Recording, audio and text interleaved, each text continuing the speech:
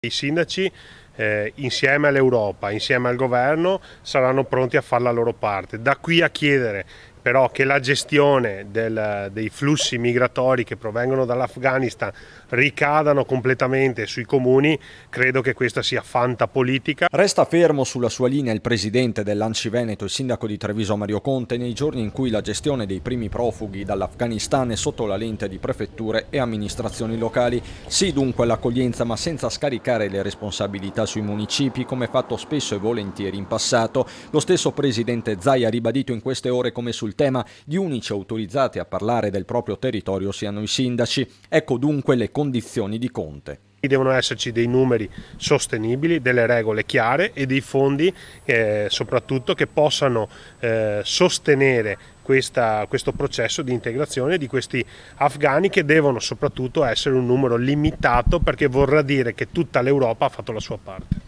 Questa è la posizione nelle ore in cui lo stesso dibattito politico interno si infiamma, con lo speaker dell'opposizione in Consiglio regionale Arturo Lorenzoni che chiede a Conte che sia l'ANCI a coordinare l'emergenza. Confido nella sua sensibilità, dice Lorenzoni, ma il diretto interessato si sente tirato per la giacchetta per l'ennesima volta e chiarisce. Non piacciono le strumentalizzazioni politiche, in questi giorni ne ho lette tantissime sulle mie dichiarazioni, cercando di mettermi in contrapposizione con Salvini, piuttosto che oggi questa che è una mera provocazione da parte del Partito Democratico. Io faccio il sindaco e porto avanti gli interessi della mia comunità e cerco di farlo nel migliore dei modi. Da presidente dell'ANCI porto avanti gli interessi dei comuni veneti e così continuerò a fare, togliendomi la casacca di partito ma guardando quelle che sono le esigenze delle nostre comunità.